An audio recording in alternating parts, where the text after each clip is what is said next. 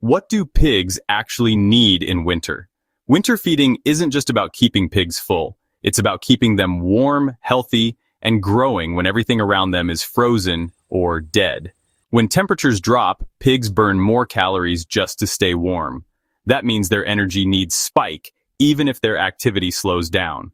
Their winter diet needs to be high in calories and nutritionally balanced, or they'll start losing weight fast, especially younger pigs or sows in late gestation. Let's break down what they actually need. Energy. This comes from carbohydrates and fats. Root crops like mangels or grains like corn are great energy sources. Protein. Pigs need around 12–16% protein in their diet depending on age and stage of growth. Nursing sows and piglets need more. Forage-only diets are rarely enough unless they're carefully planned. Fiber. Some is good for digestion, but too much, like feeding only hay or woody plants, slows weight gain. Minerals and vitamins. Cold stress and low daylight can affect immunity and fertility. You want vitamin A, D, E, selenium, and copper in their diet, either through forage or a loose mineral blend. Breed matters. Why not all pigs can thrive on winter forage? Before you assume your pigs can live off roots and hay all winter, pause and ask, what kind of pig are you raising? Not all pigs are created equal when it comes to foraging, fat storage, or feed efficiency, especially in winter. Heritage and grazing breeds. Breeds like Idaho, pasture pigs, kunes, large blacks, Meisons, and American guinea hogs were selected for slower growth, lard production, and pasture adaptation. Forage well even in cold or muddy conditions. Carry more body fat, which insulates them through winter. Have shorter snouts, ideal for shallow rooting rather than destructive digging. Maintain weight better on lower energy diets like hay, roots, and browse. They're ideal for regenerative systems where you want pigs to work the soil lightly, not wreck it, and where grain budgets are tight. Modern commercial breeds. Now, if you've got Yorkshire Landrace or Duroc crosses, those fast-growing lean pigs bred for confinement barns, you're going to run into problems. They don't forage efficiently and often won't eat enough roughage to maintain weight. They lack the body fat needed for cold weather endurance. Their digestive systems are tuned for high-calorie, high-protein rations, not roots and hay. If you try to overwinter them on forage alone, they'll lose condition quickly. And once a pig falls behind in body score, it's tough to bring them back without concentrated feed. If your pigs are thin, cold, or shivering, you have to supplement. Forage-based systems are fantastic, but animal health always comes first. Don't be afraid to offer grain, alfalfa pellets, or even high-calorie kitchen scraps to help pigs stay healthy over the winter. Your system needs to work for the animal, not just the spreadsheet. Now that that is out of the way, let's get into it. Let's start with the fun part. What you can plant and let the pigs dig up themselves.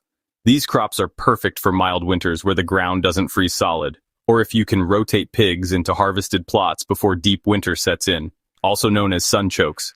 These are a pig favorite. They grow like weeds, store underground all winter, and pigs will root them up as needed. Studies show they can produce up to 15 tons per acre, plus they help loosen soil and store carbon. Just be careful.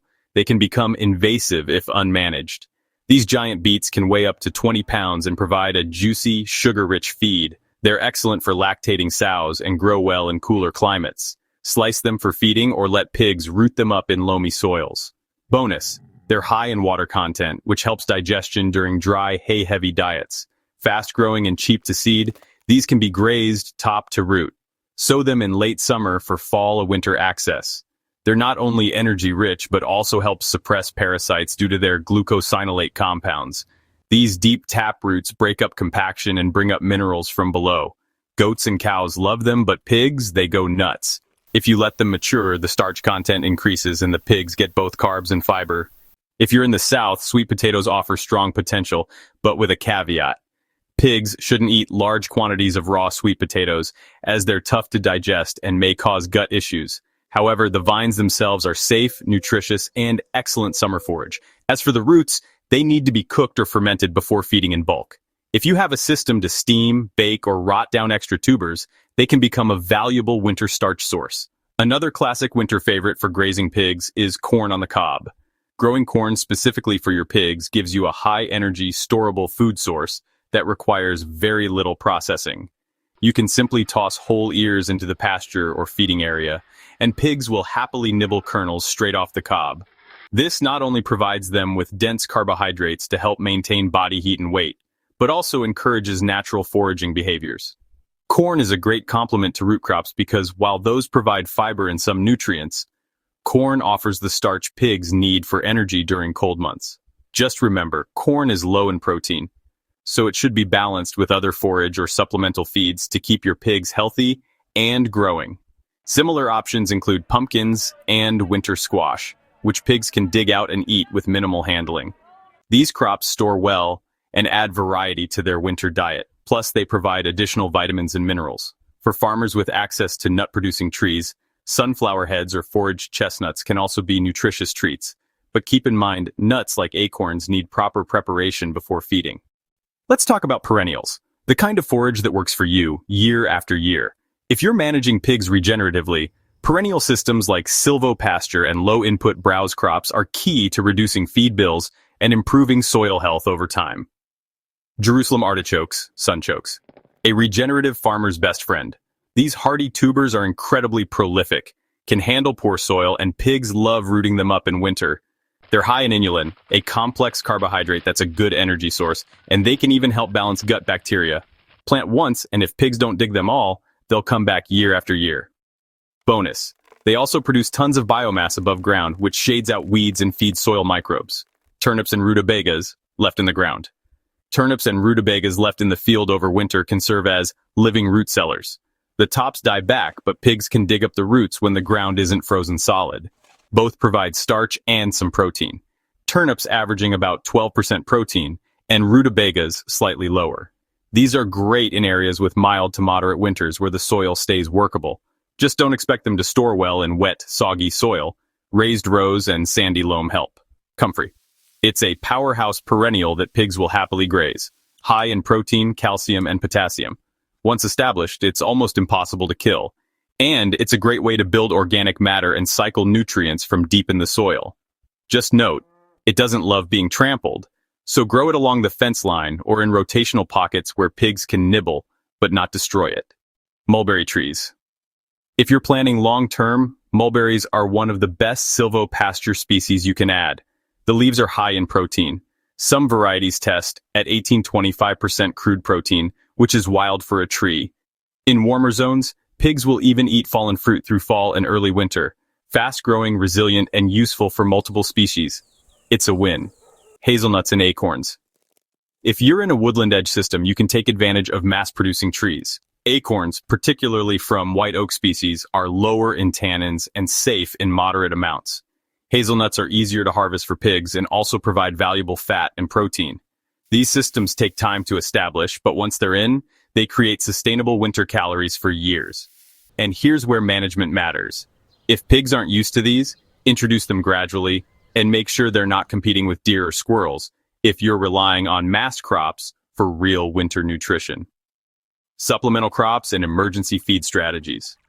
Let's be honest, pasture pigs aren't machines. Even the best adapted foragers hit a wall in winter, especially during sudden cold snaps, icy rain, or if your forage didn't grow as planned. That's where supplemental crops and emergency strategies come in. Field peas are an underrated cover crop that can be dual purpose. You can grow them for soil building in the shoulder seasons, and if harvested, the dried peas are high in protein, around 20-25%, making them an excellent grain alternative. For winter, you can cut and bale them as hay, or let pigs graze them off in late fall. Bonus, the vines are also edible. Pumpkins are easy to grow, store well, and pigs love them. They're not super high in protein, around 6-7%, but they're a great energy source and can add fiber and hydration during the dry, hay-fed months. If you grow a big patch in summer, you can pile them in a cool shed and toss out a few every day in January. Pro tip, some studies suggest pumpkin seeds may help reduce parasite load due to cucurbitacin content, a win-win. Sunflowers can serve double duty, beauty in the summer, nutrition in the winter. Let the heads dry down, then store them to toss out when forage gets low. The seeds are fatty and protein-rich, 16-20% protein depending on variety, and pigs love cracking them open. If you have a barn or small greenhouse, growing barley or wheat fodder can give pigs fresh greens and enzymes even in midwinter. You only need 7-10 days to grow a tray. Not calorie-dense, but good for gut health and variety. If you live near a brewery or grocery store, ask about spent grains or outdated produce. These can be mixed into winter rations to stretch your feed and reduce costs. Just be cautious. Don't rely on these entirely and avoid moldy or fermenting feed that could cause digestive upset. Let's make this clear. Not every pig can overwinter on forage alone. Young pigs, lactating sows, and heritage breeds recovering from hard grazing may drop weight fast in cold weather. If your pigs are under-conditioned, buy the grain. Animal health and welfare come first. Your forage system is there to reduce costs, not replace common sense. Let's say you've grown the right forage and harvested it at the right time. Great. Now you need a system that keeps feed clean, dry, and accessible through rain, snow, and mud. For crops like turnips, mangels, beets, and carrots, old-school root clamp methods still work. All you need is a dry spot, a pile of straw, and a tarp or dirt cover. Keep the pile shaded and insulated, and it'll stay cool and edible deep into winter. Farmers have done this for centuries. Some producers use small root cellars or insulated sheds to store loose crops like pumpkins or bagged carrots from seconds markets. Tip: always check stored roots weekly for signs of mold or rot. One bad squash can ruin the whole pile if left alone. If you've grown foraged turnip tops, sorghum Sudan grass, or other cut and cured crops, storing as square bales is a great option. Square bales stack neatly, take up less space, and can be fed in portions. Use a low trough or rubber tub to keep hay out of the mud. Avoid overfeeding or scattering across the ground. Pigs won't clean up wet or trampled feed. If you can rotate feeding zones, do it. Pigs destroy ground fast in winter. This is a bit more advanced, but some regenerative farmers are using small batch haylage wrapped in plastic or silage barrels to preserve nutrient-rich forages like ryegrass, legumes, or triticale. Silage offers higher protein and energy than dry hay. Introduce it slowly. Fermented feed takes getting used to for pigs. Silage can be especially useful when trying to overwinter larger groups or breeding stock without commercial feed. If you're mixing peas, sunflower seed, or ground acorns into rations, keep them in weatherproof feed barrels.